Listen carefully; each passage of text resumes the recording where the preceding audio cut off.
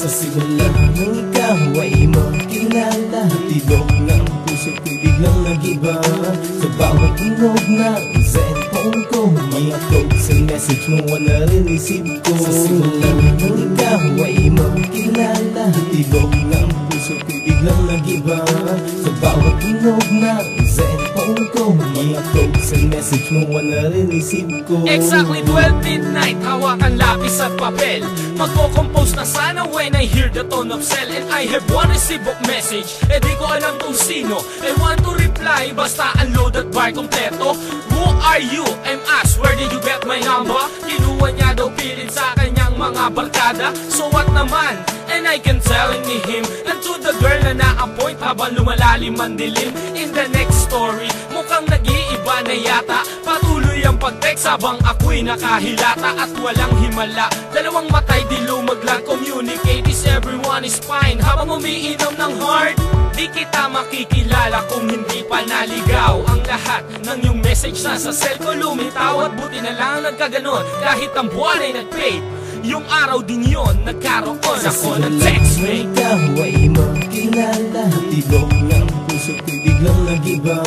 Sa bawat tunog ng cellphone ko, mga quotes and message mo ang nare-receive ko. Sa simula nung ikaw ay makilala, tibok ng puso ko'y biglang nag-iba. Sa bawat tunog ng cellphone ko, mga quotes and message mo ang nare-receive ko.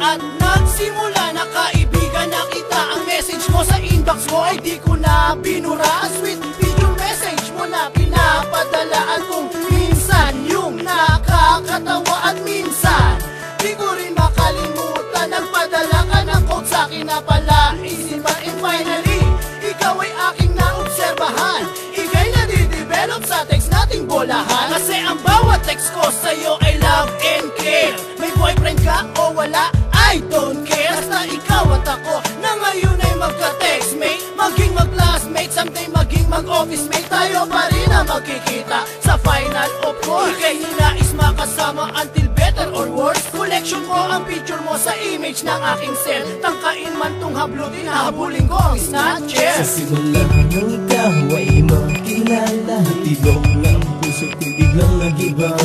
Sa bawat tunog ng cellphone ko, mga quotes and message mo ang nare-receive ko. Sa simula nung ikaw ay makilala, tibok ng puso ko'y biglang nag-iba. Sa bawat tunog ng cellphone ko, mga quotes and message mo ang nare-receive ko.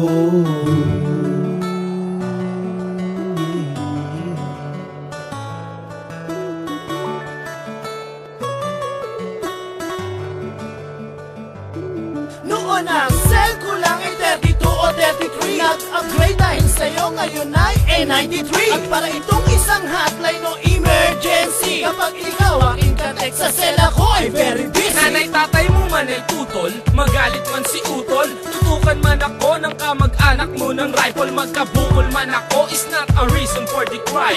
Ito'y mawawala basta't lagi kang mag-reply. Magda-download ang love tone na dedicate sa'yo. Isi-save at ibu-bluetooth ko sa cell mo. At sa di inaasahan, nung araw din yon, sinagot mo ko sa text. Tayo na ngayon ay mag-on. Mga quotation lang mo ay sagot sa akin pagkabagot. Kahit last piso ko na to ay pipilitin ko sumagot. Ipagkakasya ang lahat ng gusto kong sabihin. Kahit sa cellphone lang ikaw ay aking nakapil. Sa simula nung ikaw ay makilala, tibok ng puso ko'y biglang nag-iba. Sa bawat tunog ng cellphone ko, mga quotes and message mo ang nare-receive ko. Sa simula nung ikaw ay makilala, tibok ng puso ko'y biglang nag-iba. Sa bawat tunog ng cellphone ko, mga quotes and message mo ang nare-receive ko. Sa simula nung ikaw ay makilala, tibok